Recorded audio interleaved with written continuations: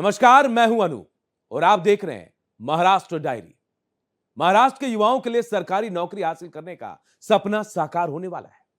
मुख्यमंत्री देवेंद्र फडणवीस ने राज्य के हजारों युवाओं को सरकारी पदों पर भर्ती करने का ऐलान किया है। निष्पक्ष और ट्रांसपेरेंट तरीके से भर्ती प्रक्रिया को पूरा किया जाएगा। नई प्रणाली के तहत होने वाली भर्तियों पर देखिए हमारी खास रिपोर्ट। नई प्रणाली 70,000 भर्तियां। महाराष्ट्र में सरकारी नौकरी की तैयारी कर रहे लाखों उम्मीदवारों के लिए अब इंतजार की घड़ियां खत्म होने वाली हैं। मुख्यमंत्री देवेंद्र फडणवीस के निर्देश पर राज्य में 70,000 से ज्यादा सरकारी पदों पर भर्ती का रास्ता साफ हो गया है। सीएम फडणवीस की अध्यक्षता में सेवा प्रवेश नियमावली में सुधार को लेकर अहम बैठक हुई।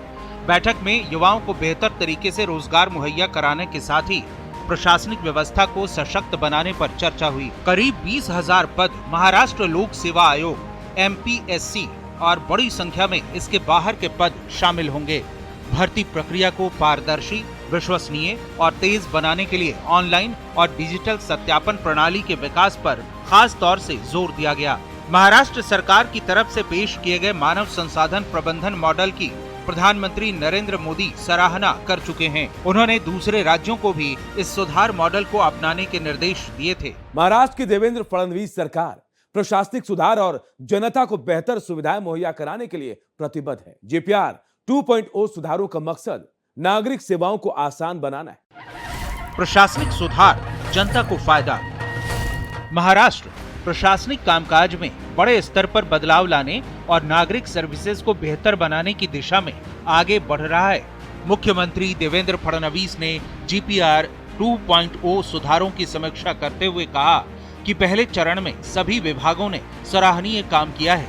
GPR 2.0 एक महत्वाकांक्षी पहल है और आम जनता तक सरकारी सुधारों का फायदा पहुंचाना इसका मकसद है। राज्य की प्रशासनिक सेवाओं, संस्थागत विकास, बुनियादी ढांचे और संसाधनों को भविष्य के लिए तैयार करना फडणवीस सरकार की प्राथमिकता है। लिहाजा राज्य में प्रशासनिक सुधारों को एकीकृत तरीके से लागू किया जा रहा है। MahaDBT और आपले सरकार पोर्टलों पर सर्विसेज को आसान बनाने के लिए सुधारों में बेहतर प्रदर्शन करने वाले केंद्रों का चयन करके उन्हें स्मार्ट सेंटर के तौर पर नामित कर सर्विस में सुधार पर जोर दिया गया। सिंहस्थ कुंभ मेले से पहले नासिक को एक नई सौगात मिली है। मुख्यमंत्री देवेंद्र फडणवीस ने ओझर विमानतल के एकीकृत भवन के निर्माण और विस्तार कार्य के हजारों करोड़ रुपए की परियोजना का आगाज किया है। नासिक की बदल रही तस्वीर पर देखिए हमारी ये खास रिपोर्ट। नासिक के विकास को नई उड़ान। नासिक का कायाकल्प होना शुरू हो गया है। सिंहस्थ कुंभ मेले से पहले नासिक का ओझर एयरपोर्ट अब हाईटेक और आधुनिक सुविधाओं के साथ तैयार हो रहा है। मुख्यमंत्री देवेंद्र फडणवीस ने ओझर विमानतल के नए एकीकृत टर्मिनल भवन के निर्माण और विस्तार कार्य के लिए 640 करोड़ की परियोजना का भूमि पूजन किया। सिंहस्थ कुंभ मेले में 8 से 10 गुना ज्यादा श्रद्धालुओं के आने की उम्मीद है।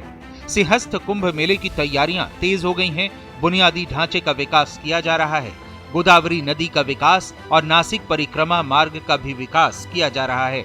मुख्यमंत्री फडणवीस ने बताया कि दावोस के जरिए नासिक के लिए 13,000 करोड़ का निवेश प्रस्तावित है, जिससे बड़े पैमाने पर रोजगार के अवसर पैदा होंगे। सुपा प्लांट का उद्घाटन। सीएम फडणवीस ने अहिल्यानगर में सुपा प्लांट का किया उद्घाटन। तोरल इंडिया में नया चैप्टर की शुरुआत फडणवीस ने अनावरण किया। पिछले साल दावोस में इस निवेश पर हुआ था समझौता। इस मौके पर कई गणमान्य लोगों के साथ ही कंपनी के प्रतिनिधि थे मौजूद। सुनेत्रा पवार ने संभाला कार्यभार। डिप्टी सीएम सुनेत्रा पवार ने सिद्धिविनायक में किया दर्शन। चैत्य भूमि में भारत रत्न डॉक्टर बाबा साहेब भीमराव अंबेडकर को नमन कर मंत्रालय का संभाला कामकाज। कैबिनेट मीटिंग में भी बतौर डिप्टी सीएम हुई शामिल। आज श्रीमती सुनेत्रा पवार, इनकी भी पहली मंत्रिमंडल बैठक थी।